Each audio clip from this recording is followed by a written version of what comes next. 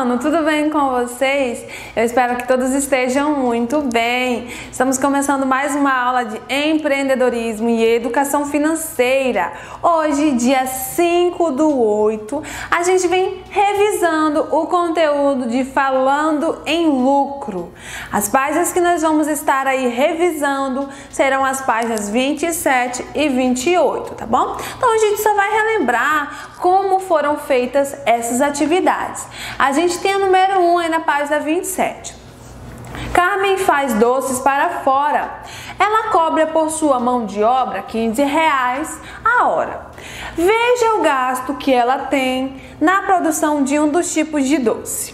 Aí vamos observar aqui que 2 maracujás são R$5, o leite condensado é R$6,20, o creme de leite R$5,80 e cada copinho é 10 centavos. Só que nós vamos observar que ela não vai usar só um copinho, né? Como a receita aqui rende 8 copinhos, ela vai usar 8 copinhos.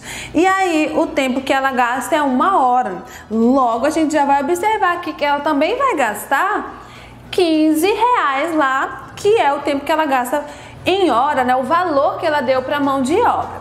Nós temos aqui o primeiro pontinho. Se ela vender cada copinho de mousse por R$8, Carmen terá lucro?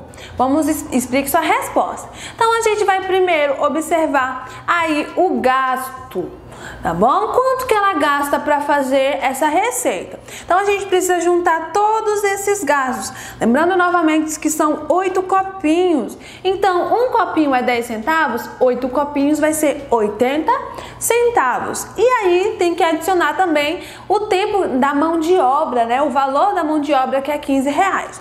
Juntando aí, ó, os maracujás, o leite condensado, o creme de leite, os copinhos e a mão de obra, a gente tem aí R$32,80. Então ela gasta aí R$32,80 para fazer toda essa receita. Mas quanto que seria aí o gasto por copinho? Então a gente teria que pegar o R$32,80, que é o gasto total, e tá dividindo para 8, que no caso são os 8 copinhos. E aí a gente saberia quanto que ela gastaria por copinho para fazer. Vamos fazendo a nossa divisão de R$32,80 para 8 é igual a R$4,10. Então cada copinho aí ela gasta R$4,10. Já fizemos aí o gasto, né? O custo será de R$4,10 por copinho, ok?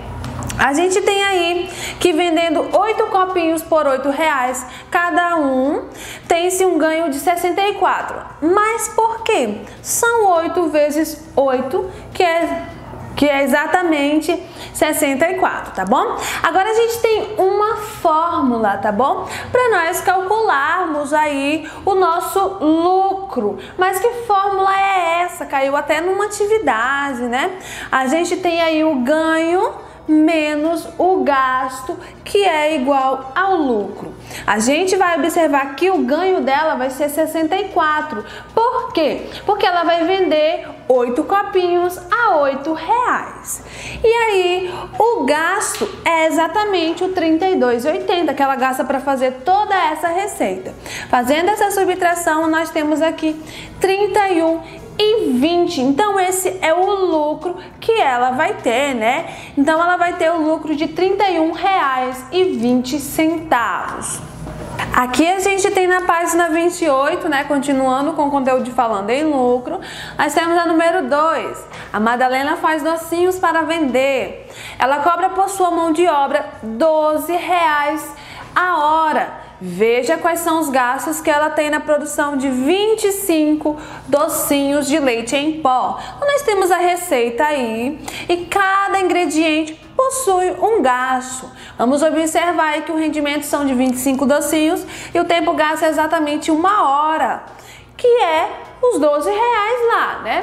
A letra A está perguntando aí, qual é o valor total gasto para fazer 25 docinhos?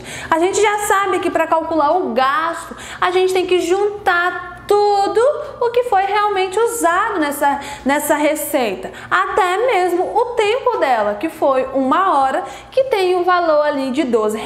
Então a gente vem juntando todos esses valores. 1,10 do leite em pó, 6,20 do leite condensado, 70 centavos da manteiga e aqui os 50 centavos das forminhas e o R$12 da hora que ela usa, né? Juntando aí a gente tem R$20,50. Então aí ela gasta R$20,50 para fazer essa receita, né? A gente tem a letra B. Se Madalena vender cada um dos docinhos por R$1,50, qual será o lucro? A gente tem que utilizar aí a nossa fórmula daqui a pouco, né? Nossa fórmula. Ganho menos gasto que é igual a lucro. Tá bom? Então inicialmente a gente vai observar que são 25 docinhos que vão ter aí por R$1,50. Por isso a gente precisa fazer a nossa multiplicação, que temos como resultado R$37,50.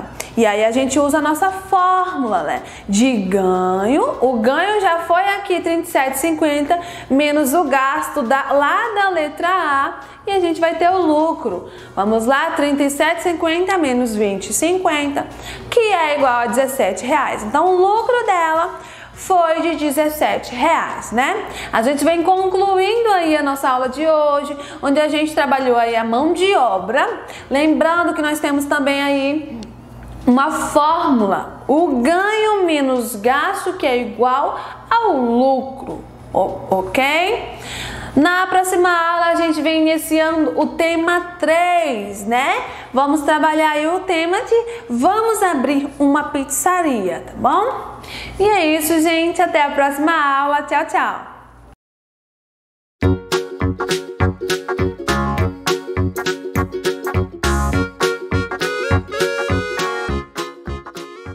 Olá, turma do 5º ano. Como é que vocês estão? Estão bem?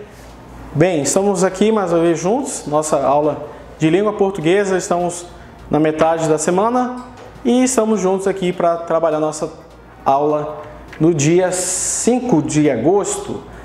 Bem, eu quero que vocês prestem atenção no que eu irei falar agora. Nossa última aula nós trabalhamos sobre a questão da crônica argumentativa. Tá, e aí deixamos algumas atividades para vocês. Porém, agora nós já estamos chegando no final do bimestre e nós temos alguns assuntos a serem tratados. Eu vou trabalhar hoje sobre 2 assuntos, o modo indicativo pretérito e também sobre a questão das conjunções de tempo e condição. Tá, mas professores, não estão na sequência, o que eu quis simplificar para vocês?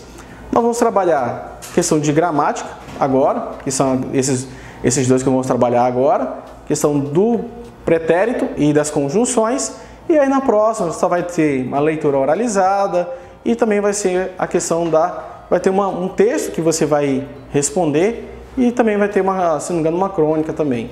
Então, somente isso. E aí nós vamos encerrar tanto o livro como também vamos encerrar o bimestre, tudo bem? Então, por isso que você vai ter algumas atividades um pouco mais extensas, mas não se preocupe, vai dar tudo certo no final, tudo bem? Então, vou colocar aqui as atividades para vocês e aí nos próximos slides nós vamos explicar um pouco desses dois assuntos de hoje. Vamos lá? Começar nossa aula corrigindo. E aí está as correções.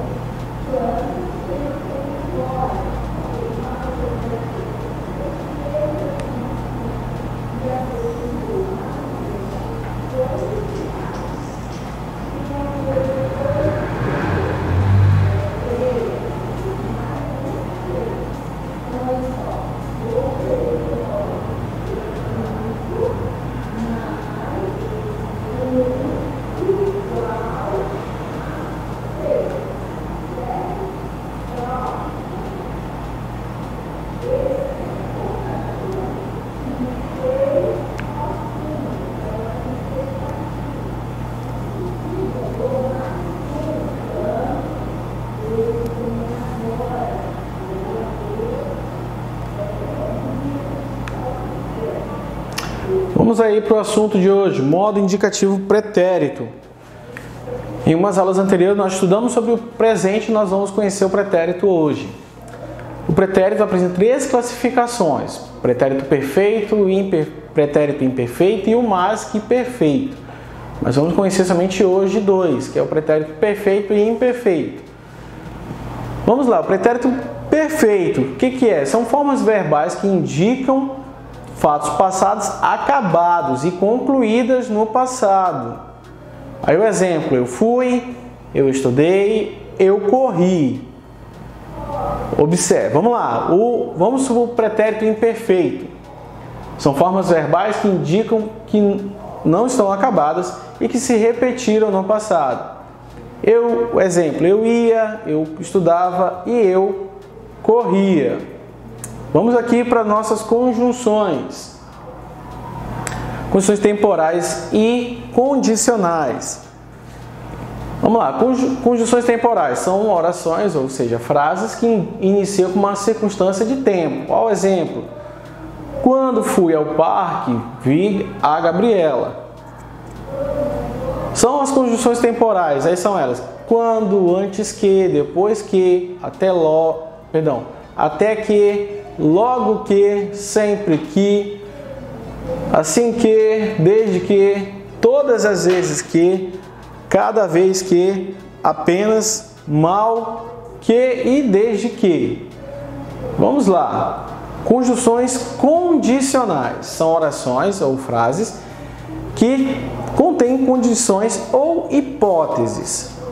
Aí vou pular aqui para a questão já para o exemplo, para eu te colocar quais são.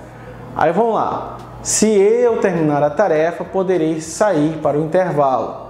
Aí são as condições: se, caso, quando, conquanto que, salvo se, sem que, dado que, desde que, a menos que, a não ser que. Vamos voltar aqui para a questão do pretérito. O modo pretérito, eles são, como eu falei, são divididos em 3. Mas nós vamos estudar hoje somente o pretérito, que é na questão do perfeito e o imperfeito. Em ambos são fáceis de serem identificados. Eu coloquei aqui, no caso, 3 tipos de verbo, que vem do ir. Eu fui. É como se fosse ele já tivesse concluído. Então, por isso que ele está falando assim, são fatos acabados e concluídos. Eu fui. Agora, se eu colocar aqui, do imperfeito, eu ia, é como se fosse uma certa possibilidade. Então, ou seja, não acabou, há uma certa até incerteza. Olha aqui do verbo estudar. Eu estudei. Aconteceu o verbo está no passado, porém ele está terminado. Não, eu estudei. Agora aqui, eu estudava. Então, você consegue já observar a diferença entre um e outro? No perfeito, ele está concluído, é como se ele tivesse terminado o assunto, mesmo que esteja no passado. Já no imperfeito, ele está como se fosse até dado uma certa hipótese e ele não tivesse acabado. Olha o último também, eu corria, mas praticamente, vamos dizer assim, você não corre mais. E aqui já diz não, eu corri. Então, em um e outro já dá essa diferença na questão do verbo de um para outro, certo? Na questão do verbo não, na questão dos modos de um para outro, tá bom? Vamos aqui para as conjunções. Ok, as conjunções, as temporais, elas vão te dar a questão de tempo. Aí por isso que eu coloquei alguns exemplos aqui. Quando eu fui ao parque, vi a Gabriela. Aí vem, logo que cheguei na escola, tropecei. Ou a outra aqui, depois que comecei a fazer educação física, aprendi a jogar futebol. Então tudo isso vai na questão do tempo. Ah, professor, por que você não colocou conjunções tempo?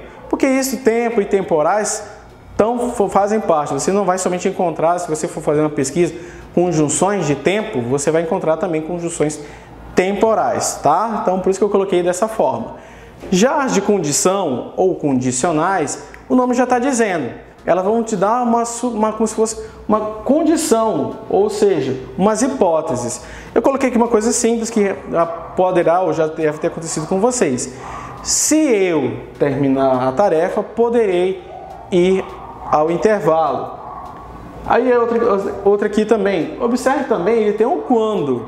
Só que qual a diferença desse quando para esse quando? É a questão da hipótese. Quando eu for, por exemplo, quando eu for na piscina, aprenderei a natação. É uma hipótese. Será que ele vai aprender? Entende? Então, alguns você vai poder encontrar. Ah, professor, tem também eles em outros. Mas tudo diferencia na questão da definição deles. Certo? Observe sempre bem a frase. Se ela indicar uma hipótese, é no caso condicional. Se ela indicar a questão de tempo, como nós vimos aqui no exemplo, quando eu for, então, no caso aí, é temporal, certo?